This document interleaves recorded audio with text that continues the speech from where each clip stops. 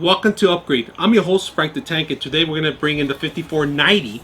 It's a small little unit, but it's really durable. It's really smooth, and we're not just going to test it out. I'm not going to turn it on. You guys know how the computers work.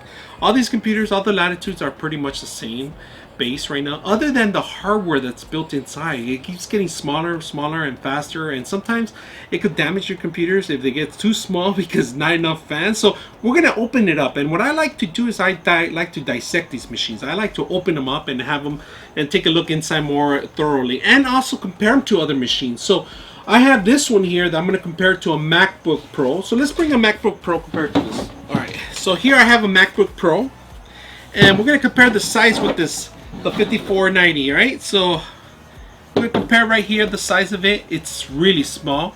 It's actually lighter than the MacBook Pro, because the MacBook Pro is all aluminum, of course, base. And thickness, I think it's a little thicker than the MacBook Pro, but it has a kick, that's why. So it has more horsepower sometimes than these MacBook Pros. Other than the video card, that's the only thing that I will say that the MacBook Pro has over these machines, you know. It's a little too thick. If you guys see it, it's a little thick for it, comparing together with a MacBook Pro. But what I like about these systems, they're really durable and small. They made for office use. Now this one here in particular comes with a touchscreen. I like about the touchscreen because it's another feature that it's complementary. You know, it's a good feature to have, but they're very fragile. So touchscreens are more fragile than regular screens because they have more circuits built in, more sensors built in.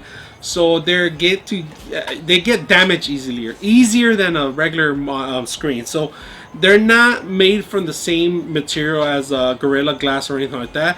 They're a little bit more sensitive to other things. So, for example, you spill water, you drop a little dent here and there, you know, you're going to see a damage. And it might mess up your whole circuit board that you probably have to replace the actual screen itself. So that's one thing I don't like about the touchscreens a lot. So if you're going to get a touchscreen, make sure you take that into consideration. Now, a lot of times, nobody warranties the touchscreens.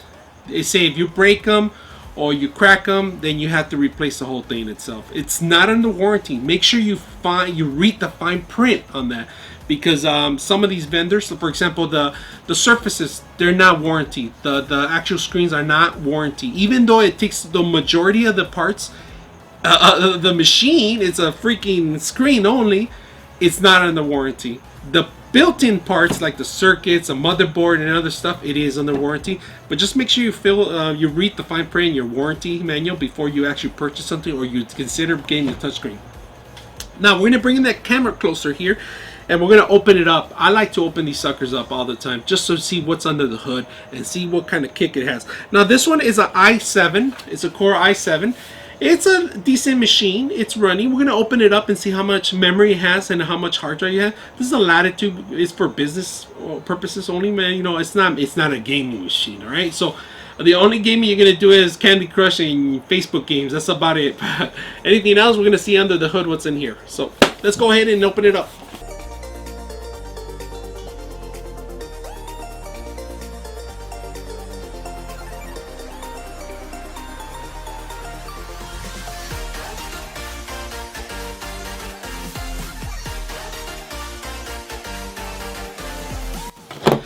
And you gotta find the indentation. We take out the cover, and this is pretty much what you get on the. We have two memory cards in here, of course. You know, there's 8 gigs each. It's 16 gigs right now. There's a SD slot here on the corner. This is for your actual card reader. So if you enter photography, you want to put in some files or some data, you can put in stuff like that, and you'll automatically read it too.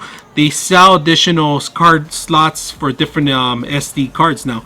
They do have a SIM card reader here for your telephone, for your built-in wireless, built-in internet that you could purchase from AT&T or Verizon in here. Additional stuff right here. The battery takes the majority of the space, of course, but that always is the fact because they last to. It depends on the usage. It depends on the keyboard lighting too. So it could last you from 6 to 7 hours. It depends on the keyboard lighting. If you use the keyboard lighting, it's going to last you 3 hours, all right? So if you want to disable your keyboard lighting, you can do that on BIOS, so you can do it. And sometimes they have it on the feature on the desktop, but normally they don't. So sometimes you got to look for that part. Now, additional thing, the hard drive is one of the things that it's always covered up. It's an M.2. The hard drive is an M.2. It's 512, and this is how M.2 looks like. It's built in here. This is pretty much how it's going to look like right here. And it actually goes this way, in this direction, and it holds down the screw, of course. Now, there is no other slot for another additional hard drive in here. I don't see another slot for another M.2 at all. That's something that's missing here. Not enough space for a hard drive at all. Now, this is a size of a SATA drive, and there's no space for any drive in here. So you don't have an extra slot for another drive. It's only one slot for one hard drive that you're going to have, and that's an M.2. Additional one drive for an M.2, and there is another slot for a WAM card here, additional WAM card if you have one. Now this wireless card is built in here right now. It's not built in, but you can actually replace it and upgrade it down the line if they say they come out with J, B, Z, or so whatever color, whatever alphabet ties that they come out, you can always replace that part. The battery is replaceable. It's replaceable. The memory is replaceable. Now a lot of these systems don't come with additional CPU or GPU. It's all built in the motherboard. So if they're going to replace the motherboard, they're going to replace the GPU and the CPU together. It's all built in the motherboard now.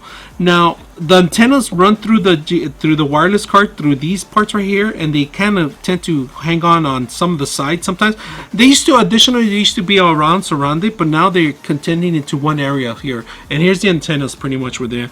Now on this particular system, it's not a huge system, but it has one fan that cools down the CPU. And the CPU is located here. It's an Intel i7. It's a small little chip that it's pretty much covers the whole motherboard here itself. Now, like I said, if you ever had a SATA drive and you say, hey, can I fit a SATA drive? There's no room for any SATA drive. This is the size of a SATA drive. This is a SATA drive cover. There is no additional room for any additional hard drive. There's only for slot for one drive, one M.2, and that's about it. Now, they do have a SATA connection here for maybe a futuristic or future hard drive, but I don't see any room for anything else. I mean, there's not enough room for anything. And they do have it says it's an HHD here, unless you're gonna have a connection connected here somehow, but there is no room for any other hard drive. It's all taken by pretty much the whole system. This system is not huge. It's really small, petite. It's one of the smallest ones I've seen so far, but it's business orientated. Really nice, neat machine. The battery, it's a huge battery. It's larger than before. You can see the actual speakers here, and you can see other additional components that are right surrounding it. Now on top of that, on the side of it, you see the USBs right here. You see one USB here, regular USB, and then you see the Type C. Now this one right here is for actual docking station that you can use. It's really handy. Everything comes in here and powers the whole system and displays the whole system, and the keyboard and mouse continues to connect through there. Now in back of it, there's not that much to change on this. There's only the power here, and they give you another USB here and an HDMI connection here, and on top of that there's a SIM connection that I was talking about for the SIM cards that for their wireless device that you can connect in here. Now you do get the additional NIC card, the big bulky one, of course. On the other side, they give you another old school traditional connection. This is a VGA and then another additional USB. Now they give you a lock feature that you can lock this down. It's a nice little feature if you ever want to leave your laptop somewhere, but it's not guaranteed it's gonna work all the time. People just cut the bolt cutters and take it away, so be careful about that part. Now this old VGA is taking a lot of the space, but it's because a lot of these computers are used for presentations, and they're taking them to different locations that still have overhead projectors that need to be connected. So overall, this whole system is nice, rounded, nice configure, nice setup. Like I said, the hard drive is 512 gigs, a 16 gig memory, and a large battery on it, 5490. It's really souped up. Noise quality, it's really average. You know, it's the same thing. It doesn't have a video card, so you're not gonna hear additional fans running on the background, which is great. This is a great feature for you. But overall, we're not gonna turn it on. We're not gonna run anything. I just like to open computers and look underneath their covers. Now we're gonna put this sucker back. The 5490. Overall, I love the way it feels. It's really light, really light. Really light. Like I said, it's nice. One of those nice machines for bookkeeping, you know, Excel spreadsheets, presentations. It's a perfect device to take with you. It doesn't take that much space. It's the size of almost of a Surface. It's actually a little larger than the screen of the Surface. It's smaller than an iBook Pro, but the thickness is a little thicker than an iBook Pro, as you notice in the video.